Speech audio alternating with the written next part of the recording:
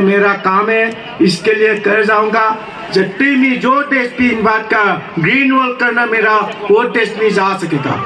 जब हम लोग का जिंदगी रहेगा यही मेरा काम। धन्यवाद आप लोग को, परिवारों को, जितने भी को स्वामी जी जो कराया मेरा अनुभवी है। इंडिया में भगवान का यह हम लोग तो आगे 5500 साल आगे का पूरा पीना देश है और बाकी सब पश्चिमिया देश कोविड-19 इसके बारे में क्लाइमेट चेंज और समुद्र का पानी 9 इंच बढ़ गया। तो उड़ीसा, कलकत्ता, बॉम्बे, केरला वो तो पानी के नीचे 100 फीट पानी नॉर्थ ईस्ट में नहीं मिलेगा। यही आ जाता है। इसके हमारे देश के लिए जब वही मेरा फॉरेस्ट में पीएचडी लेने आगे किया है, पेड़ सूटा पानी लेक का पानी सूख जाता है। अभी पानी सूखा नहीं है, पेड़ बड़ा हो गया। पेड़ ने कितना पानी को कब्जा करके रखाया, तब वो मशीन लेने के देखा 100% पेड़ ने पानी को कब्जा करके रखा। इसके बाद पेड़ के ऊपर ग्रीन इंडिया करने मेरा भावना है, सपना है, ये करने मेरे का। जय भारत माता की जय।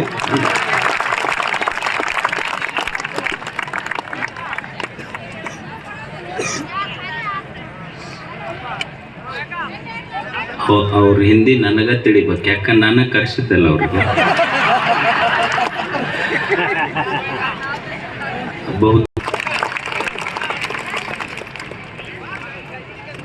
ಅವ್ರು ಹೇಳಿದ್ ನಾ ಹೇಳ ನಿಮಗೆ, ನಾ ಹೇಳಿದ್ರೆ ಬೈದ ಹೇಳ್ಬೇಕಾಗತ್ತೆ ನಿಮಗೆ. ಅವ್ರು ಏನು ಹೇಳ್ಯಾರಂದ್ರ, ಗಿಡ ಮರ ಐತಲ್ಲ, ಅದು ಮರ ಬರೇ ನಾವೆಲ್ಲರೂ ಕೂಡಿ ಇದನ್ನೇನು ಮಾಡಬೇಕು ಅಂದ್ರೆ clean India, green India, great India ಮಾಡ್ಬೇಕಂತ ಹೇಳಿದ್ರು. ಅವ್ರ ಭಾಷಾ ತರ್ಜುಮೆ ಮಾಡೋದು ಬಹಳ ಕಷ್ಟ ಐತಿ. ಒಬ್ಬ ವ್ಯಕ್ತಿಯ ಭಾಷೆ ಅದನ್ನು ಭಾಷಾಂತರಿಸೋದು ಕಷ್ಟ, ಅದರ ಭಾವಾಂತರ ಮಾಡ್ಬೋದು. ಅವರ ಭಾವನೆಗಳು ನಮಗೆ ಅರ್ಥ ಆಗ್ತವೆ, ಭಾವನೆಗಳು ತಿಳ್ಕೋಬೇಕು. ನೋಡಿ, ಎಲ್ಲೋ ಹಳ್ಳಿಯಲ್ಲಿ ಹುಟ್ಟಿದ ಅಕ್ಷರ ಜ್ಞಾನವಿಲ್ಲದ ಮನುಷ್ಯ 13,000 ಎಕರೆ, ಸುಮಾರು 1,400 ಎಕರೆ ಗಿಡ ಬೆಳೆಸಿದ್ದಾರೆ ಅವರು.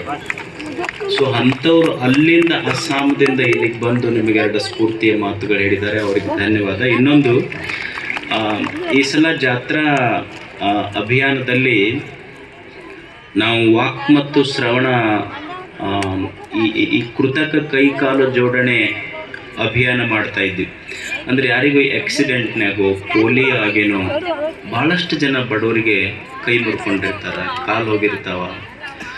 ಅಂಥವ್ರಿಗೆ ಎಷ್ಟು ಜನ ಇದ್ದರೂ ಸಹಿತ ಅಲ್ಲೊಂದು ಕೌಂಟರ್ ಮಾಡಿದೆ ಕೆಳಗೆ ಬಾವಿ ಹತ್ರ. ನೀವು ನಿಮ್ಮ ಸಂಬಂಧಿಕರಿರಲಿ ಯಾರೇ ಇರಲಿ ಅವರ ಹೆಸರುಗಳನ್ನು ನೋಂದಾಯಿಸಿದರೆ ಅವರಿಗೆಲ್ಲ ಉಚಿತವಾಗಿ ಕೃತಕ ಕೈಕಾಲು ಜೋಡಣೆಯನ್ನು ಮಾಡುವ ವ್ಯವಸ್ಥೆಯನ್ನು ನಾವೆಲ್ಲ ಪ್ಲ್ಯಾನ್ ಮಾಡಿಕೊಂಡಿದ್ದೀವಿ. ಅದು ಹೆಸರು ನೋಂದಾಯಿಸಿ, ಅದು ಒಟ್ಟ ರೂಢಿ ಬಿಟ್ಟೈತೆ. ಫ್ರೀ ಕೊಟ್ಟಾರಂದರೆ ನಂಬೋದು ಬೇರೆ, ಅವ್ರು ಹೆಂಗೆ ಕೊಡ್ತಾರೋ ಗೊತ್ತಿಲ್ಲ. ನಾವಂತೂ ಹೃದಯದಿಂದ ನಮ್ಮ ಗೌಶಿದ್ದಪ್ಪಜ್ಜನ ಮಕ್ಕಳಿಗೆ ಮುಟ್ಟಬೇಕಂತ ಮಾಡೋದು. ಉಳಿದವರು ಫ್ರೀ ಬಗ್ಗೆ ನಾ ಮಾತಾಡಲ್ಲ. ಆಮೇಲೆ ಯಾರು ಶಾಲೆಯ ಮಕ್ಕಳದಾರ, ಶಾಲೆಯ ಮಕ್ಕಳಿಗೆ ಅವರಿಗೆ ಉಚಿತವಾಗಿ ಓದಲಿಕ್ಕೆ ತೊಂದರೆ ಆಗ್ತದೆ, ಅವ್ರಿಗೆ ಕಿವಿ ಕೇಳದೇ ಇದ್ದರೆ ಅಂಥ ಮಕ್ಕಳಿಗೆ ಉಚಿತವಾಗಿ ಶ್ರವಣ ಸಾಧನಗಳನ್ನು ಕೊಡ್ತಾರೆ. ಅದಕ್ಕೆ ಅವ್ರ ಹೆಸರು ಇದ್ದರೆ ಅಲ್ಲಿ ನೋಂದಾಯಿಸಬೇಕು. ಅವ್ರಿಗೆ ಆಮೇಲೆ ಸ್ಕ್ರೀನಿಂಗ್ ಮಾಡಿ ಎಲ್ಲ ಕೊಡ್ತಾರೆ. ಭಾಳ ಜನ ಕೇಳಿದ್ರೆ ನಮಗೆ ದೊಡ್ಡವರಿಗೆ ಯಾಕೆ ಕೊಟ್ಟಿಲ್ಲರಿ ಅಂತ ಕೇಳಿದ್ರಿ ಕೆಲವು ಮಂದಿ. ಇವು ಮುದುಕಿಯರಿಗೆ ಹೋಗಿ ಮತ್ತು ಅವು ಮೊದಲ ಕಿವಿ ಕೇಳೋದಿಲ್ಲ, ಮತ್ತು ಹೋಗಿ ನಾವು ಒಂದು ಇದು ಕೊಡಬೇಕು. ಅವು ಮಕ್ಕಳು ಸ್ವಸ್ಥರು ಬೈದಿದ್ದು ಮತ್ತೆ ಕೇಳಬೇಕು, ಅವು ಜಗಳ ಆಡ್ಬೇಕು, ಅವು ತೊಗೊಂಡು ಮಠಕ್ಕೆ ಬರಬೇಕು, ಮತ್ತು ನನ್ನ ಕೆಲಸ ಬಿಟ್ಟು ಜಗಳ ಬಗೆಹರಿಸ್ಬೇಕು. ಅದಕ್ಕೆ ಅವ್ರಿಗೆ ಬೇಡ ಆರಾಮಿರಿ ಅಂತ ಹೇಳಿದೆ ನಾನು. ಅವರು ಅದಕ್ಕೆ ವಿಶೇಷವಾಗಿ ಮಕ್ಕಳ ಸಲುವಾಗಿ ಮಾಡಿದೆ. ಅಂಥ ಮಕ್ಕಳು ಯಾರಾದರೂ ಇದ್ದರೆ ಅವರ ಮಕ್ಕಳ ಕಲಿಕೆಗೆ ತೊಂದರೆ ಆಗುವಂಥ ಉದ್ದೇಶದಿಂದ ಆ ಮಕ್ಕಳಿಗೂ ಸಹಿತ ಉಚಿತವಾಗಿ ಶ್ರವಣ ಸಾಧನಗಳನ್ನು ಕೊಡಲಾಗ್ತದೆ.